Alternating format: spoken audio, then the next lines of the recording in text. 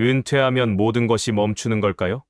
정년 퇴직을 하고 매달 나오던 월급이 끊기면 처음엔 해방감이 들기도 합니다. 하지만 그 자유는 곧 불안으로 바뀝니다. 고정 수입이 없는 삶, 늘어나기만 하는 지출, 예측할 수 없는 의료비와 생활비. 은퇴란 단순히 일을 그만두는 것이 아니라 삶의 구조가 완전히 바뀌는 사건입니다.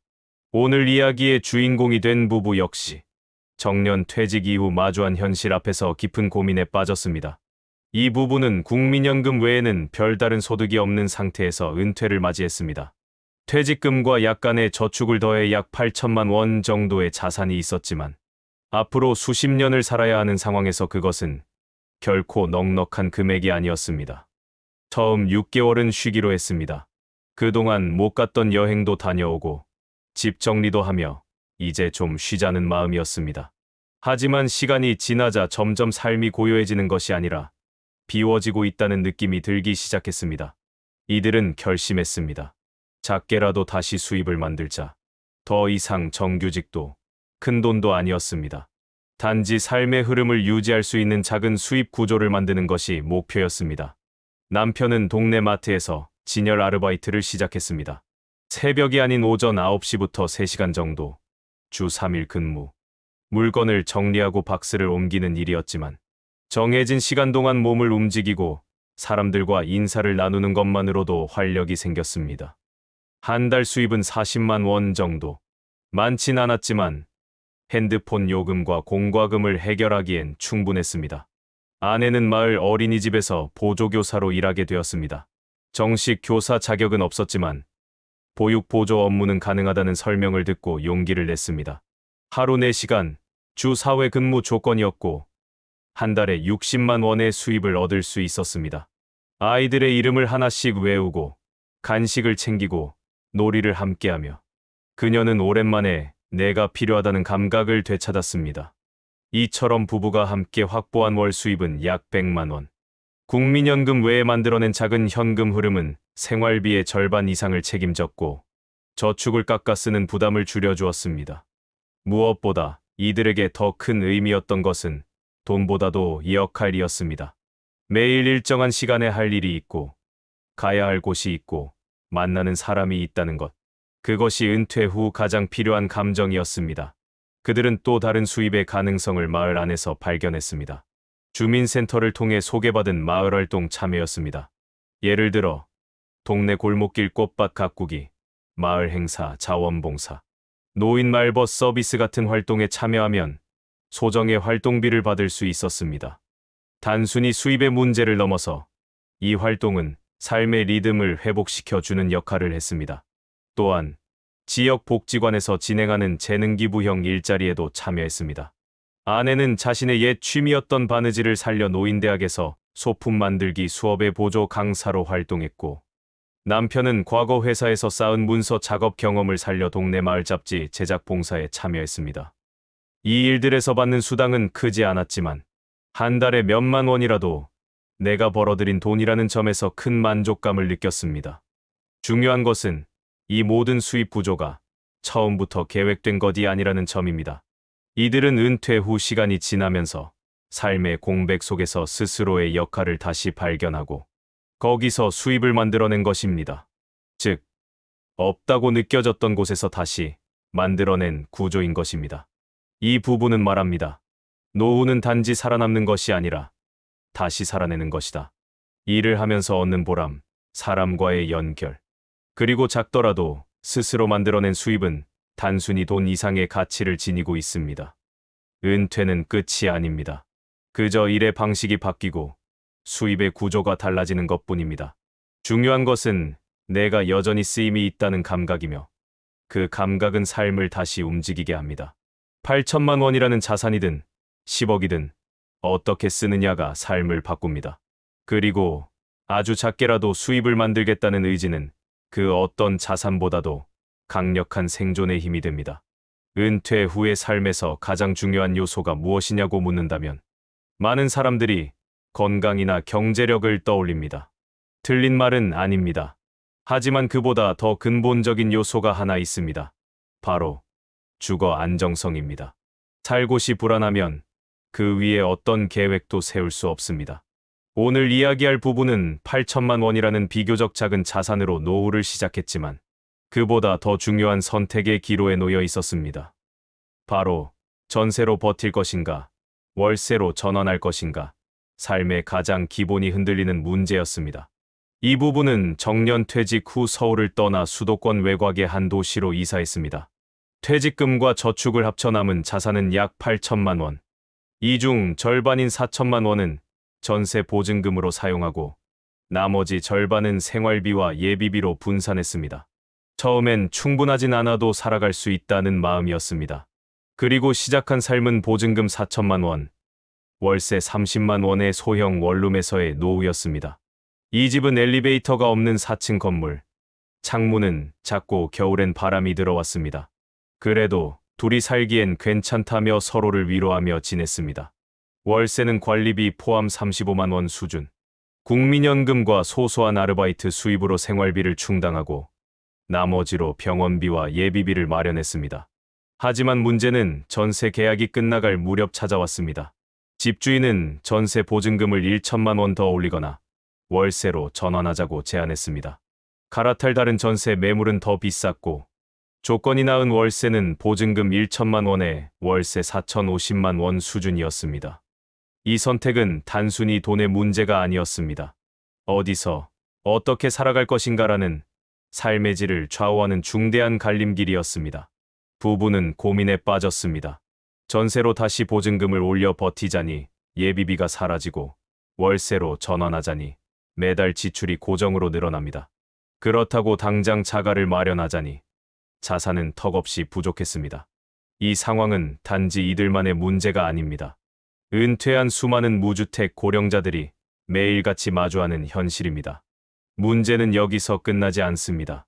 이사와 주거 불안정은 삶 전체에 영향을 미칩니다. 병원도 옮겨야 하고 복지센터도 낯설고 마을 사람들과의 관계도 끊어집니다.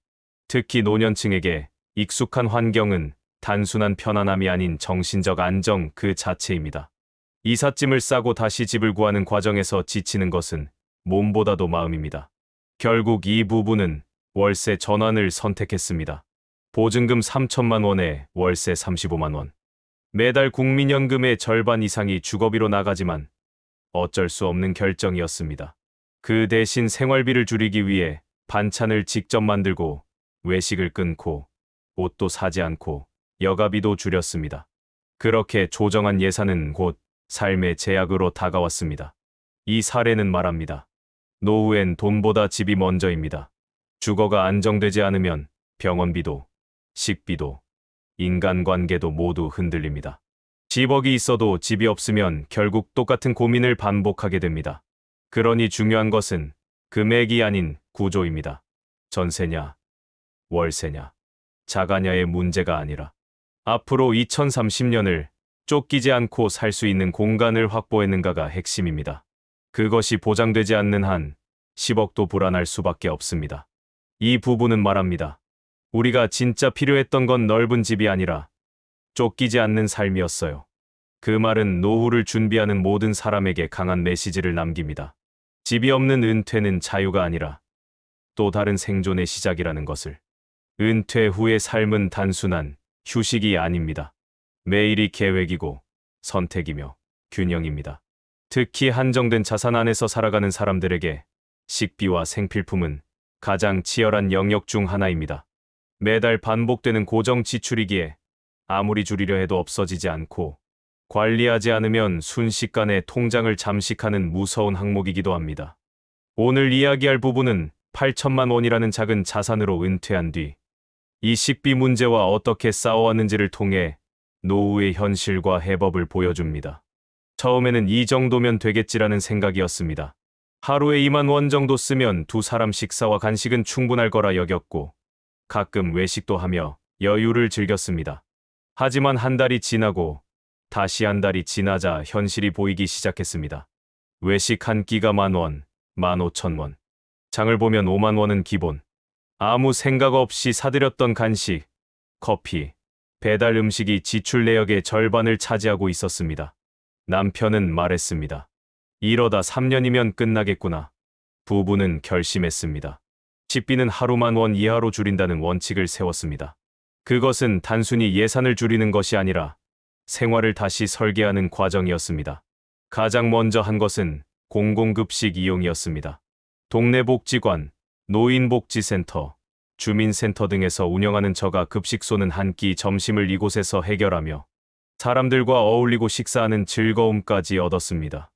단순한 식비 절감을 넘어 사회적 연결과 건강한 식사라는 두 마리 토끼를 잡은 셈입니다. 다음은 장을 보는 방식의 변화였습니다. 대형마트 대신 전통시장으로 방향을 틀었습니다. 주 1회, 예산은 3만 원. 이 돈으로 5일치 반찬 재료를 구입해야 했기 때문에 구체적인 리스트를 미리 작성하고 장을 보기 시작했습니다. 콩나물, 두부, 달걀, 제철 채소, 무양파 당근 같은 기본 재료 위주로 구성하고 고기는 일주일에 한 번 소량만 구매했습니다. 아내는 반찬을 한 번에 만들어 소분하여 냉장 보관했고 냉동실도 적극 활용했습니다. 깍두기, 나물무침, 두부조림 등 간단하지만 맛있고 건강한 반찬들이 식탁에 오르기 시작했습니다. 자극적인 간을 줄이고 소금 대신 천연 조미료를 쓰며 건강까지 챙겼습니다. 점점 손이 익자 이제는 식비 줄이기가 숙제가 아닌 삶의 리듬이 되었습니다. 생필품은 또 다른 전쟁터였습니다. 화장지, 샴푸, 치약, 세제, 세탁비누 등은 매달 조금씩 사도 비용이 쌓입니다. 이 부분은 월 생필품 예산을 5만 원 이내로 정하고 10일 할인 상품, 대용량 제품, 쿠폰 활용 쇼핑을 철저히 계획했습니다.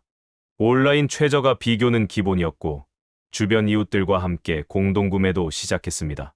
4가구가 모여 생필품을 함께 사면 택배비도 아끼고 더 저렴하게 구매할 수 있었습니다. 그 결과 이 부부의 월 식비는 25만 원대, 생필품은 평균 4만 원 수준으로 줄어들었습니다. 합쳐서 30만 원. 처음보다 절반 이하로 줄었고 무엇보다 건강을 해치지 않는 범위 안에서 실속 있게 지출한 것이 가장 큰 성과였습니다. 부부는 이렇게 말합니다. 쪼개고 아끼니까 진짜 필요한 게 보이더군요. 불필요한 외식, 무의식적인 소비, 유행을 따라가는 식탁 위의 낭비.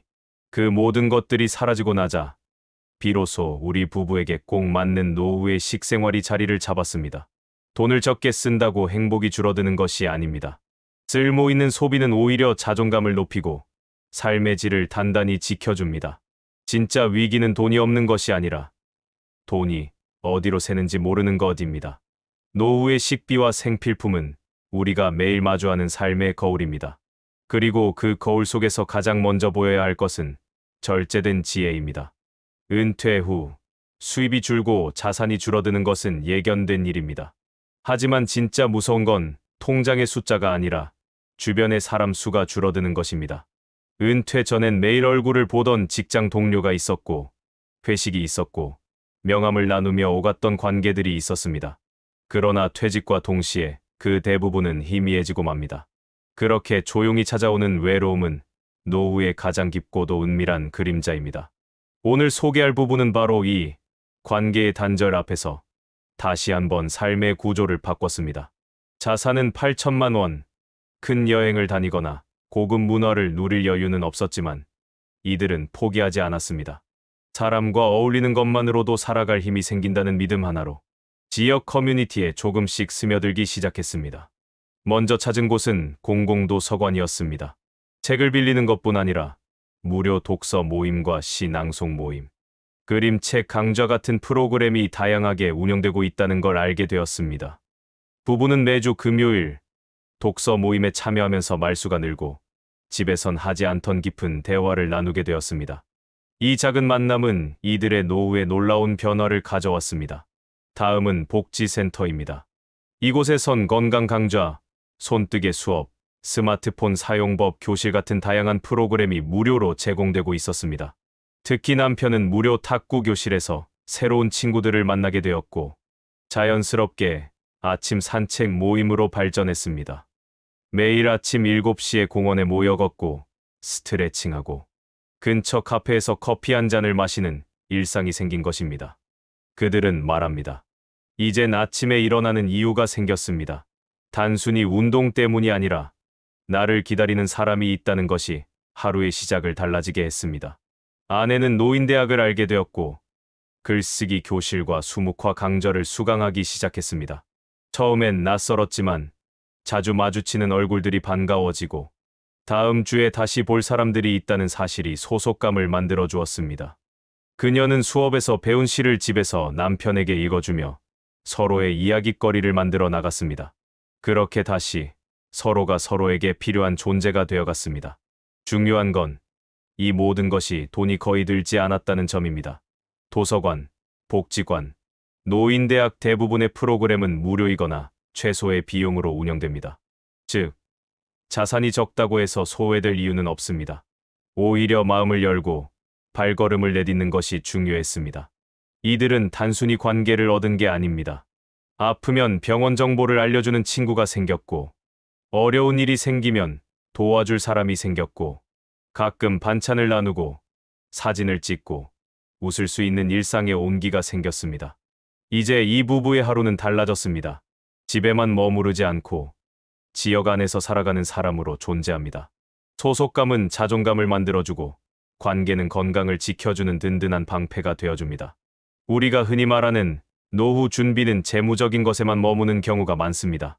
하지만 진짜 준비는 혼자가 아닌 삶을 설계하는 것입니다. 내가 갈 수 있는 곳이 있고 나를 반겨주는 사람이 있고 나눌 이야기가 있다는 것. 그것이 바로 노후를 지켜주는 보이지 않는 자산, 커뮤니티입니다. 이 부부는 말합니다. 돈은 줄어들 수 있지만 사람은 모을 수 있습니다. 노후는 함께 살아야 버틸 수 있습니다. 그리고 그것은 지금 이 순간. 도서관 한쪽 강의실 문을 열고 들어서는 용기 하나에서 시작됩니다. 10억보다 값진 8천만 원짜리 꿈. 은퇴 후에도 삶은 계속된다. 작고 단단한 꿈이 노후를 지켜준다. 은퇴란 더 이상 일하지 않아도 되는 시간이 아니라 다시 내 시간을 내가 주도하는 시간이다. 하지만 많은 사람들이 은퇴와 동시에 할 수 있는 것보다 하지 말아야 할 것부터 떠올린다. 이제는 돈을 쓰면 안 된다는 생각, 여행은 사치라는 판단, 배우는 것이 무슨 의미가 있을까 하는 체념이 먼저 다가온다. 그런 생각들은 삶을 점점 작게 만들고 결국 고립되게 한다. 하지만 한 부부는 작은 자산으로도 꿈은 포기하지 않아도 된다는 것을 보여주었다. 이 부부의 자산은 은퇴 시점에서 8천만 원이었다. 크지 않은 금액이었지만 생활비와 주거비를 계획적으로 분산하고 나머지 일부를 작은 꿈 예산으로 따로 관리했다. 이 예산은 오로지 삶의 기쁨을 위한 용도였고 한 달에 10만 원에서 20만 원 정도를 배정했다. 이들은 그 안에서 웃음과 설렘, 배움을 경험하며 노후를 풍요롭게 만들었다. 이들이 가장 먼저 시작한 것은 지역 문화 행사 참여였다. 지역 도서관과 복지관, 주민센터에서 열리는 무료 강좌와 체험 프로그램, 소규모 공연 등에 꾸준히 참여했다. 그 중에서도 수묵화 교실은 큰 전환점이 되었다. 붓을 처음 쥐는 데서 시작해 천천히 색을 섞고 선을 그어가며 배우는 과정은 단순한 취미를 넘어 삶의 즐거움으로 다가왔다. 서툰 그림에도 서로를 격려하고 웃으며 주고받는 시간은 부부에게 새로운 관계와 대화를 만들어 주었다. 남편은 복지관에서 스마트폰 사진 편집 수업을 듣고 손주들의 사진을 꾸미며 가족과의 소통을 더욱 가까이 했다. 아내는 시 창작 교실에 참여하며 자신만의 이야기를 글로 표현하는 기쁨을 알게 되었고 한편으로는 자그마한 시집을 준비하며 오랜 꿈을 실현해 나갔다. 나이에 상관없이 배우는 과정 그 자체가 삶을 살아 있다는 감각을 일깨워 주었다. 여행 역시 이들의 중요한 활동 중 하나였다. 해외여행이나 고급 숙소는 어렵지만 국립공원 텐트 여행이라는 방식으로 자신들에게 맞는 여행을 계획했다.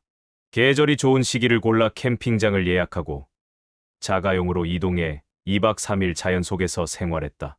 돗자리 하나, 간단한 조리도구, 도시락 몇 개만으로도 충분했다. 텐트 안에서 함께 밤하늘을 올려다보고 새벽 산책을 하며 나누는 말 한마디는 비싼 호텔보다 훨씬 값진 추억으로 남았다.